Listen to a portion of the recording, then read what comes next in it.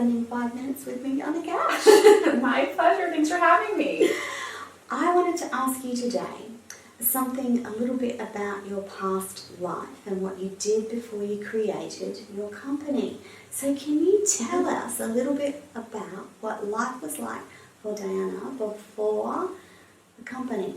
BC. BC, the company. Diana BC. Diana BC. I actually, before I started my company, I worked on the corporate client side of entertainment industry at television networks. So I got my start while I was going to college at Wisconsin Public Television in Madison. Yes. And then I went on to work at Starz in Denver for 7 years as a writer-producer in their on-air marketing department. And then went to work in DC at Discovery in their Silver Spring, Maryland office as a producer in their marketing department. I wish we had more time because I'm sure there's fantastic stories in there. But can you think of one moment which was surreal for you? Someone you met or someone you had a conversation with that you can tell us about that was a surreal moment, a pinch me moment for you? Oh gosh, that's actually a good question. There's probably been many people that I've met that have had pinch me moments. I've had the honor when I worked at Starz of interviewing a lot of actors and directors. And I remember there's a couple really great actors that I've met along the way that are A-list that just were so humble and so nice and so kind.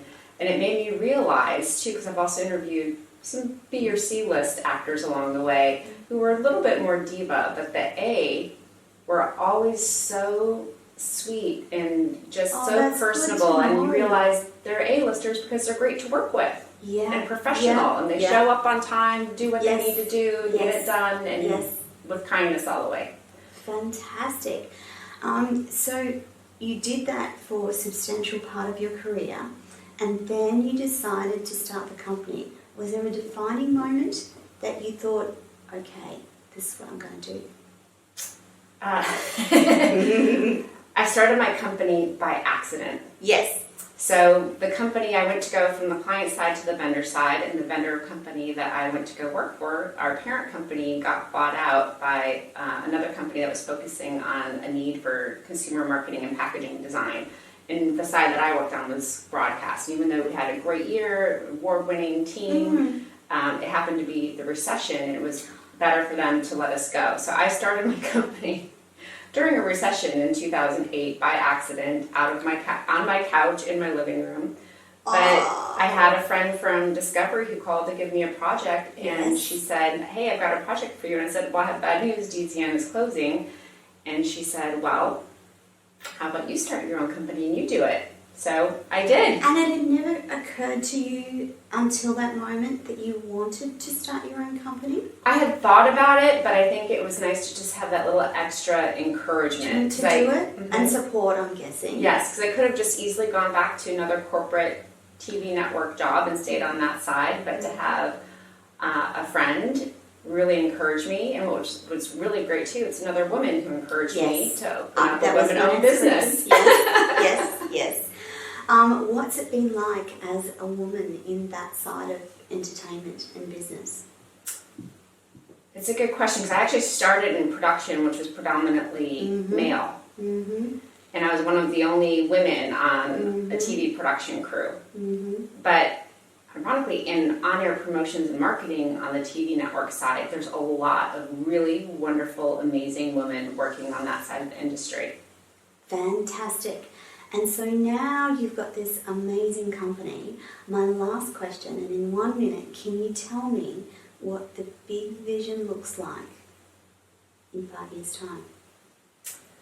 So the mission of my company is be good, do good, create good. Oh, I love it. I love it. Thank you. So everything that we do has to align in that. So as we grow and all the different types of projects we work on and the clients we work with, it's all to align with that mission. So my goal is to make the world a better place, one project at a time.